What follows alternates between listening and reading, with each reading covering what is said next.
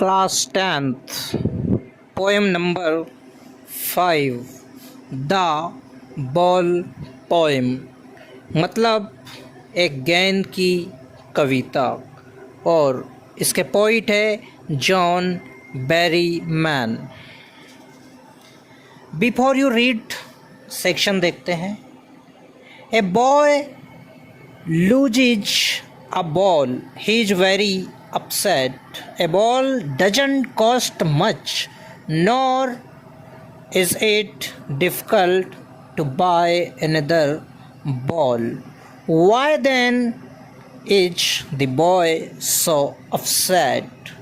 Read the poem to see what the poet thinks has been lost and what the boy has to learn from the experience of losing something। एक लड़का अपनी गेंद खो देता है। वह बहुत बहुत दुखी है। गेंद की कीमत अधिक नहीं है, ना ही दूसरी गेंद को खरीदना इतना मुश्किल है। तब वह लड़का इतना दुखी क्यों है? ये पोएम पढ़ते वक्त कवि क्या सोचता है कि जो खो गया है और किसी वस्तु के खो जाने के अनुभव के आधार पर उस लड़के को क्या सीख लेनी चाहिए। Stanza number 1। What is the boy now who has lost his ball?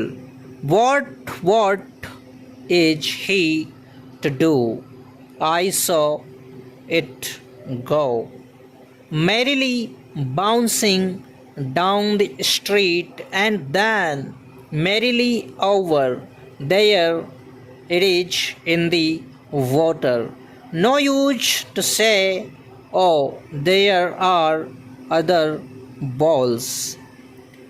An ultimate shaking grip fixes the boy as he stands rigid, trembling, staring down all his young days into the harbor where his ball went. I would not intrude on him।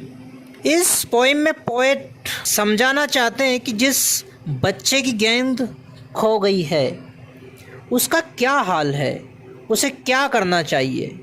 मैंने देखा कि कैसे वह खुशी खुशी गेंद को उछालता हुआ सड़क से जा रहा था। वह खुश था कि अचानक उसकी गेंद पानी में चली जाती है। वह सोचता है कि उस लड़के से ये कहने का अब कोई फ़ायदा नहीं है कि कोई बात नहीं और दूसरी गेंदें भी तो है। उस लड़के के चेहरे पर मायूसी छा जाती है।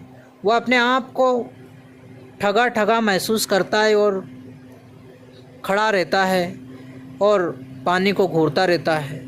पोएट भी अपने बचपन को याद करता है और जाने कितनी बार उस हाबर यानी बंदरगाह से उसकी गेंदें खोई है। वह सोचता है कि वह अब बिना कारण से बच्चे के साथ जो हुआ है, बच्चा जिस कंडीशन से गुज़र रहा है उसमें वो कोई इंटरफेयर नहीं करेगा, कोई हस्तक्षेप नहीं करेगा। यानी बच्चा जो एक्सपीरियंस कर रहा है, जो गेंद उसकी गुम गई है और गुमने का जो दुख उसको है, उसमें पोएट कोई इंटरफेयर नहीं करना चाहता है। अब हम देखते हैं स्टेंजा इसका 2।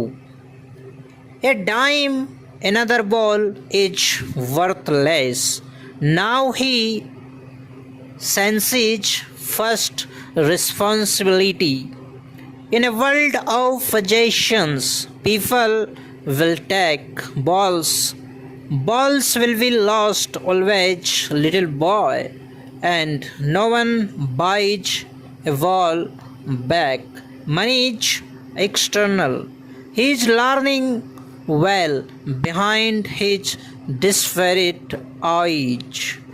The epistemology of loss, how to stand up knowing what every man must one day know, and must know many days how to stand up. Poet यहाँ पे बताते हैं कि दूसरी गेंद 10 पैसे की आ जाएगी, मतलब बॉल तुम्हारी पानी के अंदर चली गई है, उसको देख कर के तुम उदास हो, दुखी हो रहे हो। दूसरी बॉल की बहुत ज़्यादा कोई कीमत नहीं है, वो आ सकती है, लेकिन दूसरी बॉल लेना अब बेकार ही होगा। अब गेंद की तुलना जो पोएट है वो सांसारिक वस्तुओं से करते हैं।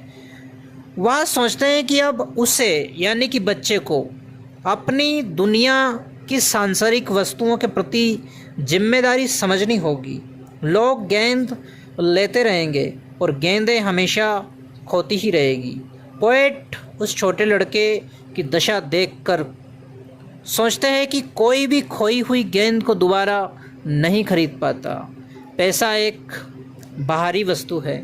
गेंद के खो जाने से वह लड़का इस क्षति को सहनशीलता और प्रसन्नता के साथ सीख जाएगा। वह इस बात को सीख जाएगा कि हर इंसान को इस संसार में अपना कुछ ना कुछ खोना पड़ता है और उसे ये सब सहन करके अपने दायित्वों को पूरा करना पड़ता है और फिर से नए सिरे से ज़िंदगी जीनी पड़ती है। यानी कि बॉल यहाँ पर एक सिंबल है। बॉल मतलब दुनिया की कोई भी प्रिय वस्तु समय के साथ किसी भी व्यक्ति को खोना पड़ता है और वो ऐसी वस्तु होती है जो दोबारा नहीं पाई जा सकती है, और उसे दोबारा नहीं पाया जा सकता है तो हमारे पास में सिर्फ एक ही चीज़ होती है और वो है सहन शक्ति, सहनशीलता। कि कोई वस्तु चली गई, अब हम उसको नहीं पा सकते हैं तो अब बस हम सहनशील होकर रह जाएंगे और जो गया है उसको प्रसन्नता के साथ स्वीकार कर लेंगे कि ये तो होना ही था।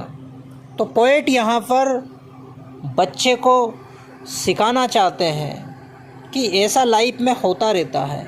गेंदें आती है, गेंदें जाती है, एक समय पर सब कुछ चला जाता है।